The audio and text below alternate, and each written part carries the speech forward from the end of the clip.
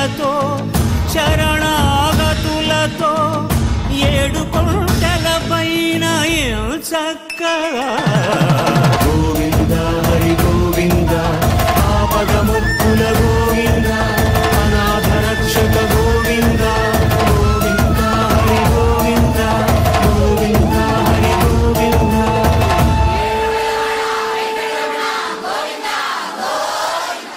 శ్రీ వెంకటాచలాధీశం శ్రియాధ్యాసితవక్షసం శ్రితచేతన మందారం శ్రీనివాసమహం భజే. మన పవిత్ర భారతావనంలో ఎన్నో పుణ్యక్షేత్రాలు ఉన్నాయి.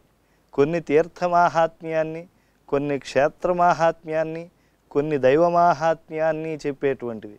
కానీ త్రివిధాత్మకమైనటువంటి మహిమలు కలిగినటువంటిది ఏకైక పుణ్యక్షేత్రం ధరాలోక వైకుంఠం తిరుమల. అందుకే పురాణాలన్నీ ముక్తకంఠంతో వెంకటాద్రి సమంస్థానం బ్రహ్మాండే నాస్తికించన వెంకటేశ సమోదేవో నభూతో నభవిష్యతి అని ప్రకటిస్తూ ఉన్నాయి. గోవింద హరి గోవింద ఆపదముక్కుల గోవింద. వెంకటాచల మాహాత్మ్యే అథ ద్వితీయోధ్యాయః. జనక మహారాజు గారు పురోహితుడైనటువంటి శతానందుల ద్వారా చక్కగా తెలుసుకుంటూ ఉన్నారు. ఈ కాలాల్లో ఈ పేర్లు స్వామివారు ఉండేటువంటి వెంకటాచలానికి వచ్చాయి అని చెప్పి తెలుసుకున్న తర్వాత అసలు ఈ కొండ ఏమిటి, ఈ కొండ మీదకి దేవుడు రావటం ఏమిటి, కలియుగంలో ఇక్కడికి దేవతలంతా ఎలా వచ్చారు, ఇలాంటి సందేహాలు ఆయన మనసులో ఉదయించి పురోహితులైనటువంటి శతానందుల వారిని అడుగుతూ ఉన్నారు. అయ్యా, మరుత్ప్రాహాహి రాజంతం భగవాన్ ఆగమిష్యతి ఇది త్వయోదితం పూర్వం తన్మాచక్ష్వ విస్తరాత్. నువ్వు విస్తారంగా నాకు చెప్పు. పూర్వం వాయుదేవుడు శేషుడితో చెప్పాడు, ఇక్కడికి భగవంతుడు శ్రీనివాసస్వామి వస్తాడు అని చెప్పావు కదా, దాన్ని మళ్ళా వివరించవలసింది. కథం నారాయణ ప్రాప్త కేనవా కారణేన భోహో తత్ర ఆగత్య కృతం కింటు తన్మాచక్ష్వ విస్తరాత్. మరి ఆ శ్రీవైకుంఠం ఎంతో గొప్పది కదా.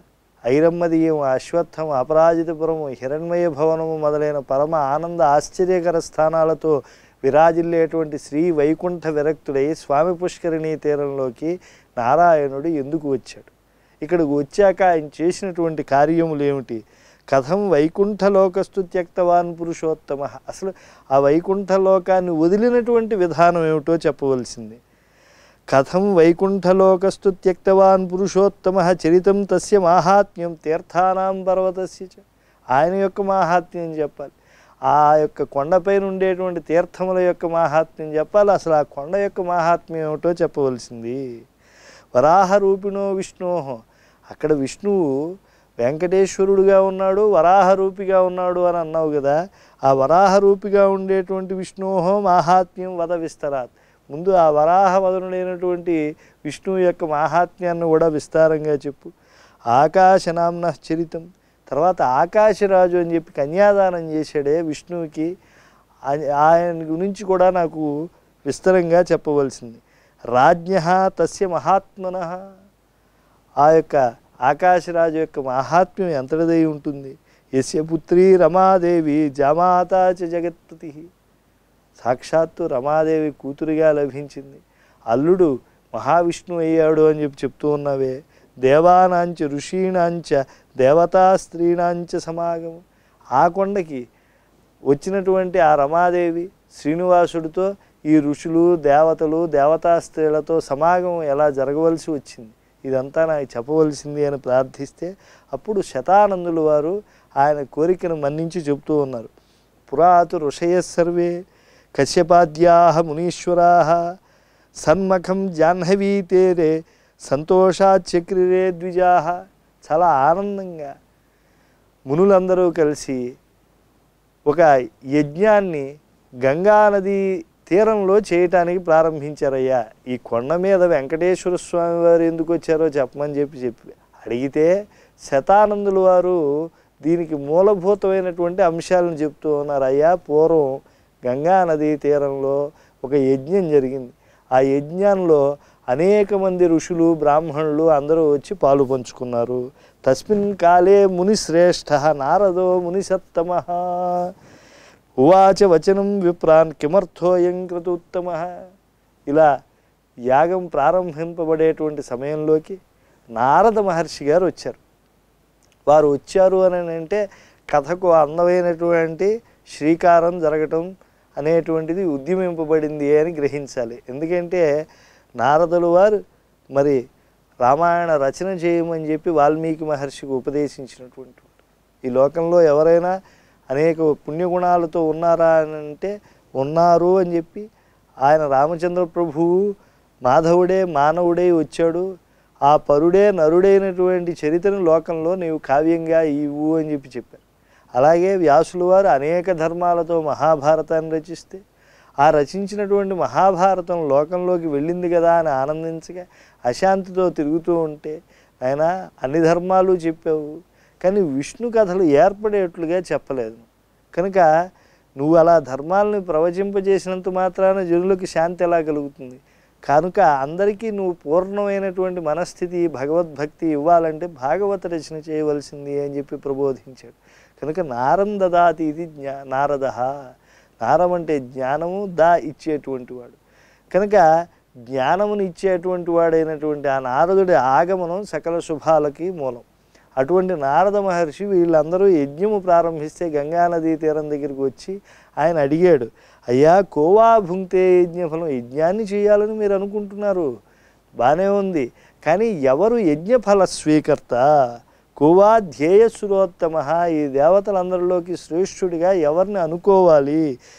కృత యజ్ఞఫలం కస్య చార్ప్యతే మునిసత్తమాహ, యజ్ఞఫలాన్ని మీరు ఎవరికి ఇవ్వాలో తెలియక మీరు యజ్ఞం ప్రారంభించేస్తే ఎలాగా? ఇది నారదవాక్యస్తు శ్రుత్వా తే మునిపుంగవాహ సంశయార్థం సమాపన్నా కథమత్ర విచార్యతాం. అక్కడేమో ఉండేటువంటి వాళ్ళు ఒక్కొక్కళ్ళు ఒక్కొక్క దేవతారాధనని చేసేటువంటి వాళ్ళు. కొంతమంది వినాయకుడు గొప్పవాళ్ళు అనుకుంటారు, కొంతమంది ఆ దివ్యమైనటువంటి సూర్యభగవాను యొక్క శక్తి కన్నా గొప్పదేముందనుకుంటారు, విష్ణువు గొప్ప, శివుడు గొప్ప అనుకునేటువంటి వాళ్ళు, బ్రహ్మగారి గొప్పతనాన్ని అంగీకరించేవాళ్ళు కొందరు ఇలా ఉన్నారే. మరి ఇప్పుడు ఎవరు గొప్పవాళ్ళు అని చెప్పి యజ్ఞఫలం ఇవ్వాలి అని ఆ మునుల్లో ఒక సంశయం వస్తే సమ్మిళిత్వా తదా సర్వే భృగుం బ్రహ్మవిదాంవరం, భృగు ఈ బ్రహ్మవేత్తలందరిలోకి పెద్దవాడు కదా, తమూచు భక్తి నమ్రాంగా కృత అంజలిపుటా స్థితా గచ్చ శీఘ్రం మహాబుద్ధే పరీక్షార్థం సురోత్తమాన్ ఇది తేషాం వచ శ్రుత్వా యయు కంజజ మందిరం. ఎప్పుడైతే ఆ భృగు పెద్దవాడు కనుక తపస్సులో దీక్షితుడై ఉన్నాడు కనుక అందరు మహర్షులు కూడా భృగు మహర్షి నువ్వెవరో సకల లోకాలకి వెళ్ళి నువ్వు ఉత్తముడైనటువంటి వాడిని నిర్ణయించవలసినటువంటి అవసరం ఉన్నది, అప్పుడు మేము ఈ యజ్ఞాన్ని పూర్తి చేసి యజ్ఞఫలాన్ని ఆయనకి ఇస్తాము అని అంటే ముందుగా ఆయన కంజజ మందిరానికి వెళ్ళాడు. అంటే పరమపురుషుడైనటువంటి ఆ యొక్క పద్మనాభుని యొక్క నాభీ కమలంలోంచి పుట్టినటువంటి వాడు, ఆ కమలంలో పుట్టాడు కాబట్టి కంజజుడు అని పేరు వచ్చింది. కంజ అంటే పద్మం అయితే అందుండి జన్మించినటువంటి వాడు కనుక పద్మభూని సత్యలోకంలోకి భృగు మహర్షి వెళ్ళారు. గచ్చ శీఘ్రం మహాబుద్ధే పరీక్షార్థం సురోత్తమాన్ అని వాళ్ళు చెప్పిన తర్వాత తత్ర దృష్ట్వా అష్టబాహుంతం సాక్షాత్ బ్రహ్మాండమగ్రజం చతుర్ముఖ ఉదారాంగం సరస్వత్యాసు సేవితం, సరస్వతీదేవి చేత సేవింపబడేటువంటి వాడు, 4 ముఖాలతో వేదాన్ని చదివేటువంటి వాడు, 8 బాహువులు కలిగినటువంటి వాడు బ్రహ్మగారు పరమప్రసన్నంగా ఉంటే ఆయనకి సాష్టాంగపడ్డాడు. చతురాశి సముద్భూత వేదఘోష విరాజితం, ఆ సత్యలోకం అంతా ఎలా ఉంది అంటే బ్రహ్మగారి 4 ముఖాల నుంచి వెలువడినటువంటి వేదనాదం చేత ప్రతిధ్వనిస్తూ ఉన్నది. దిక్పాలగణై సార్థం కిరీట మకుటోజ్వలం, దిక్పాలకులందరూ కూడా ఉన్నారు, వారి యొక్క కిరీటముల యొక్క కాంతులతో ఆ యొక్క వేదనాదములతో ఆ సత్యలోకం అంతా నిండిపోయి ఉన్నది. స్తువంతం జగదీశానం నారాయణమయా అనామయం. అయితే ఆయన ఏం చేస్తున్నాడు చతుర్వేదముల చేత అంటే అనామయుడైనటువంటి నారాయణుని స్తోత్రం చేస్తూ ఉన్నాడు. ప్రణమన్ భక్తిభావేన పదదీప్తి విరాజితం, ఆ యొక్క భక్తి అనేటువంటి దీప్తులతో ఉండేటువంటి ఆ యొక్క బ్రహ్మగారిని అంతే భక్తిభావంతో ప్రణామం చేశాడు ఈ యొక్క దివ్యమైనటువంటి తపశ్శాలి భృగు మహర్షి. పాతయామాస కాయం స్వం పురతః కంజజన్మనః పతితం స భృగుం దృష్ట్వా నోవాచ వచనం విధి. ఆ పద్మభవుడైనటువంటి బ్రహ్మగారు ఆ పద్మనాభుని స్మరణలో ఉన్నారు, కానీ సాష్టాంగపడినటువంటి భృగు గారిని చూసినప్పటికీ ఆ భృగు గారితో ఒక్క మాట కూడా మాట్లాడలేదుట. తమ్మత్వా కించిద్ అజ్ఞానాత్ అపూజ్యం మునిపుంగవ. కొంత అజ్ఞానం ప్రవేశించిన భృగు గారిలో ఏమిటి ఇలా చూస్తూ కూడా మాట్లాడట్లేదు ఈయన అని చెప్పి ఆయనకి మరో రకంగా అర్థమై వెంటనే అసలు ఈయన అపూజ్యుడు అని చెప్పి భావనం చేసేట. అలబ్ధా స్వాత్మనః కార్యం కైలాసం స ఋషిర్యయు. అక్కడి నుంచి ఆయన అపూజ్యుడిగా ఆయన్ని భావనం చేసిన తర్వాత కైలాసానికి వెళ్ళాట ఆయన. శ్రీభూసతులతో శరణాగతులతో 7 కొండల పైన చక్కగా